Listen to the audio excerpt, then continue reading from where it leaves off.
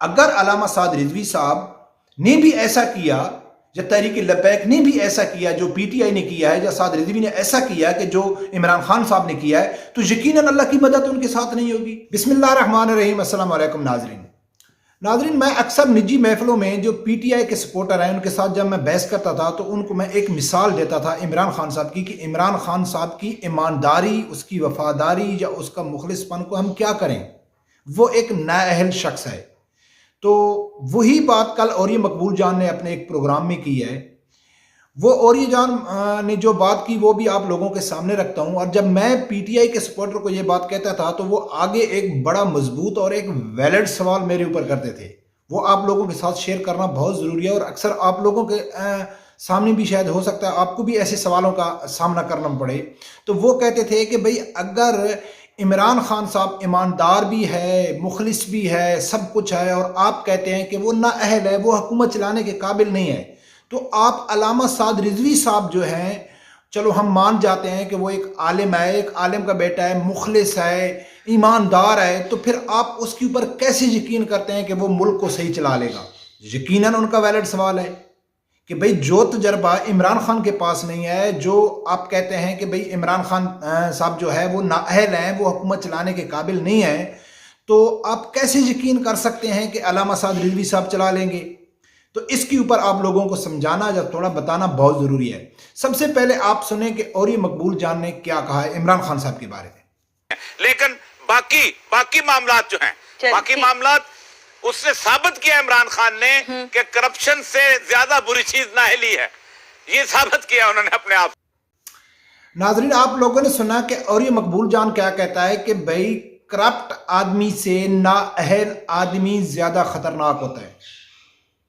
عمران خان صاحب نے ثابت کیا ہے کہ جو نااہل آدمی ہے وہ زیادہ خطرناک ہے۔ ناظرین، میں آپ لوگوں کو تھوڑا اس کی وضاحت دے دوں،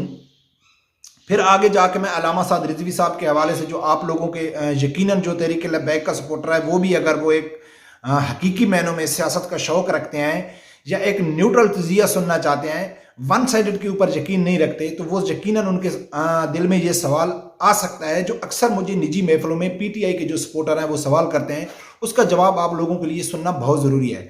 اور یہ مقبول جان کی جو اس نے بات کی ہے وہ سمپل سی بات ہے کہ اگر اس کی مثال آپ لوگوں کو میں یوں دے دوں کہ اگر ایک آدمی مالک ہے، اس کے پاس ایک بس ہے، پیسنجر بس ہے یا ٹرک ہے یا کچھ بھی ہے، وہ اس کو ڈرائیور چاہیے وہ چلانے کے لیے،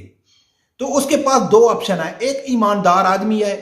اس کے پاس لائسنس نہیں ہے، وہ گاڑی نہیں چلا سکتا ہے، لیکن ایماندار ہے، نماز پڑھتا ہے، روزے رکھتا ہے، چاہے وہ بس کا مالک یا اس گاڑی کا مالک کوئی بڑا دینداری کیوں نہ ہو۔ تو دوسرا اس کے پاس ایک آپشن ہے کہ ایک ڈرائیور ہے، وہ کرپٹ ہے، نماز بھی نہیں پڑھتا ہے، لیکن وہ ڈرائیور ہے، پروفیشنل ڈرائیور ہے، وہ چلا سکتا ہے۔ تو آپ کی کیا چوائس ہوگی؟ یقیناً جو آدمی ہوگا وہ کہے گا کہ ہم کو بھئی وہ آدمی چاہیے جو گاڑی چلا سکتا ہے، کرپشن کرتا ہے یا کچھ بھی کرتا ہے لیکن وہ گاڑی چلا سکتا ہے۔ دوسرے آدمی کی ایمانداری کو ہم کیا کریں کہ وہ 50 آدمی کو ایکسیڈنٹ کرے گا، ان کو مارے گا، یا میرا جو 1 کروڑ کی گاڑی ہے اس کو وہ برباد کر دے گا، تو وہ قطعاً نہیں رکھے گا، وہ کہے گا چلو جیسا بھی ہے وہ گاڑی تو چلا سکتا ہے نا۔ تو ناظرین، یہ بات میں قطعاً اس لیے نہیں کر رہا ہوں کہ یہ نون لیگ کے فیور میں جا رہی ہے کہ وہ کرپٹ ہیں، چور ہیں، ڈاکو ہیں، جیسا بھی ہے ان کو ملک چلانا چاہیے، ہرگز اس کا یہ مقصد نہیں ہے۔ اگر عوام دوبارہ نون لیگ کا رخ کرتی ہے تو بھی اس میں پی ٹی آئی کی غلطی ہے، کیونکہ سب لوگ یہی سوچ رہے ہیں کہ یار اس آدمی کے اوپر ہم نے اندھا بھروسہ کیا اور اس نے تو ملک کا بیڑا ہی غرق کر دیا ہے۔ تو ناظرین، جب میں یہ بات اپنے دوستوں کے سامنے کرتا ہوں یا آپ لوگوں کے دل میں بھی یہ سوال آئے گا کہ بھائی اگر عمران خان ایماندار ہے، میں بھی سمجھتا ہوں کہ چلو جی وہ ایماندار ہے، وہ مخلص ہے، وہ کرپٹ نہیں ہے، لیکن وہ نااہل ہے، تو آپ کیسے کہہ سکتے ہیں کہ سعد رضوی بھی ایک ایماندار ہے، مخلص ہے، امام مسجد ہے، حافظ ہے، قاری ہے وغیرہ، لیکن آپ کو کیسے یقین ہے کہ وہ اہل ہے، وہ ملک چلا سکتا ہے؟ تو ناظرین، سب سے پہلے ہم کو یہ سوچنا چاہیے کہ ہم مسلمان ہیں، اور مسلمان آدمی کا سب سے بڑا، جب وہ کوئی بھی کام کرتا ہے تو اس کی جو توکل ہوتی ہے، اس کا جو بھروسہ ہوتا ہے وہ اللہ کے اوپر ہوتا ہے۔ اگر وہ اللہ کے دیے ہوئے احکامات، اس کے جو طریقہ کار ہے اس کے اوپر چلتا ہے تو پھر اللہ کی ذات، یقیناً یہ ہمارے مسلمانوں کا ایمان ہے یقیناً اللہ کی ذات اس کی مدد کرتا ہے، اللہ کی ذات اس کی رہنمائی کرتا ہے، اللہ کی ذات اس کے سامنے سب راستے کھول دیتا ہے۔ اب عمران خان صاحب کے کئی پی ٹی آئی کے سپورٹر یہ کہتے ہیں کہ جی عمران خان صاحب بھی کہتا ہے کہ میرے ساتھ اللہ ہے، ہر ٹائم اللہ کا نام لیتا ہے، ہر ٹائم ریاست مدینہ کا نام لیتا ہے۔ تو ناظرین، نام لینے سے کچھ نہیں ہوتا ہے، اللہ کی جو ذات ہے نا وہ دل کے حال جانتا ہے، اور جو عوام ہے نا وہ بھی سمجھتی ہے، ان کو بھی اللہ کی ذات نے عقل دی ہے۔ عمران خان صاحب کہتا ہے کہ میں صرف اللہ سے ڈرتا ہوں، کسی سے نہیں ڈرتا ہوں، میرا اللہ کے اوپر بھروسہ ہے۔ تو اگر عمران خان صاحب کا اللہ کے اوپر بھروسہ ہوتا تو وہ 3.25 ملین پاؤنڈ کی خاطر آسیہ ملونہ کو یورپ کے حوالے نہ کرتا۔ وہ کہتا کہ بھئی یہ گستاخہ ہے، میرا اللہ کے اوپر یقین ہے، اللہ کی ذات میرے راستے کھولے گا، اللہ کی ذات میری مدد کرے گا، لیکن میں کبھی اپنے اسلام کے ساتھ کمپرومائز نہیں کر سکتا ہوں۔ لیکن اس نے ایسا نہیں کیا۔ فرانسیسی سفیر کے مسئلے میں عمران خان صاحب کہتا ہے کہ میرے ساتھ اللہ ہے، میری اللہ رہنمائی کرتا ہے۔ اس کے جتنے بھی یہ جو کمانڈو بیٹھے ہوئے ہیں سوشل میڈیا میں وہی یہی کہتے ہیں کہ عمران خان صاحب کے ساتھ اللہ ہے۔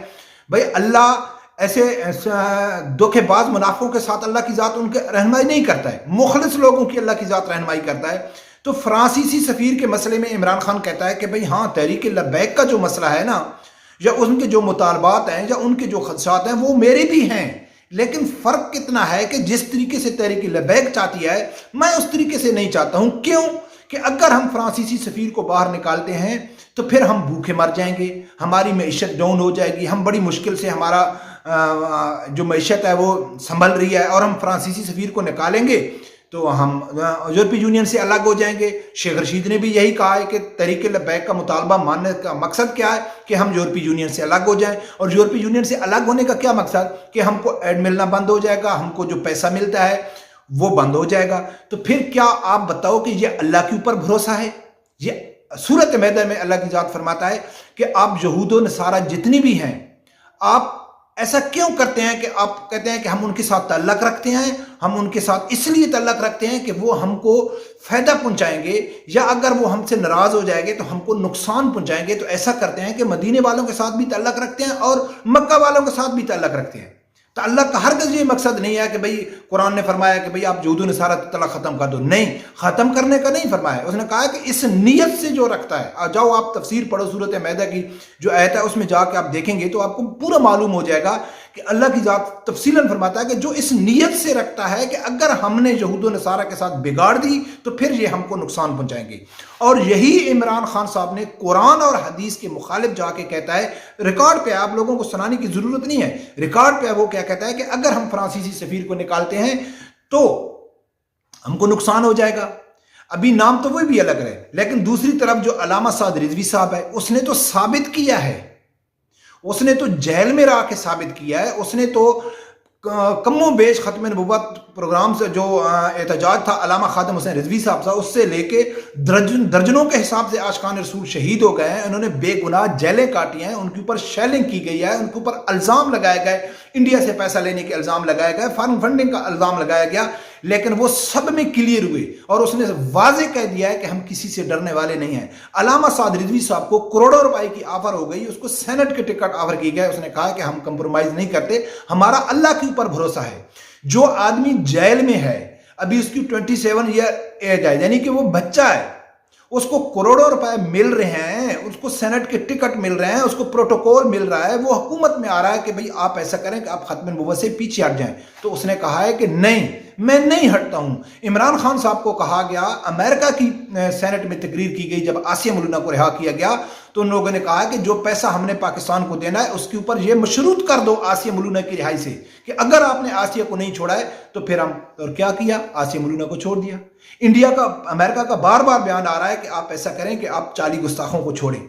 تو ناظرین، یہ جو فرق ہے نا، یہ جو ہمارا یقین ہے، یہ عقیدہ ہے۔ ہاں، اگر علامہ سعد رضوی صاحب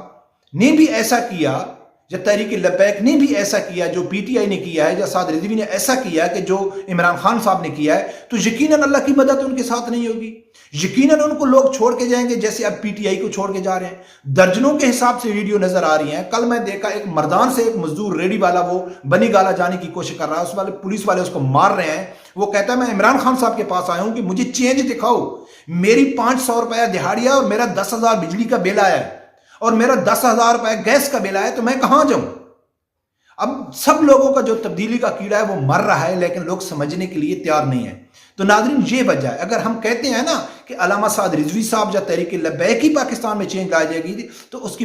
پیچھے کچھ ریزن ہے، کچھ فیکٹ ہے۔ ہم اندھے مقلد نہیں ہیں عمران خان کے سپورٹروں کی طرح کہ 3.5 سال میں ان کے پاس سب چیز ٹرانسپیرنٹ ہے، کو سب کی نظر آ رہا ہے کہ یہ کل والی ویڈیو میں نے بتایا کہ شیخ رشید نے کہا ہے کہ ہم ناکام ہو گئے ہیں،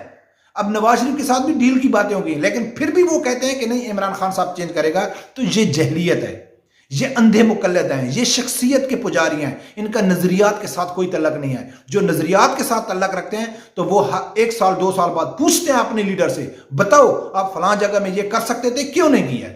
تو ناظرین یہ اصل وجہ ہے کہ ہم کہتے ہیں کہ جو تحریک لبیک ہے وہ پاکستان میں چینج لا سکتی ہے، اور وہ جو نظام لانا چاہتی ہے اس میں کسی کو کوئی شک و شبوب نہیں ہوگا، اور وہی نظام پاکستان میں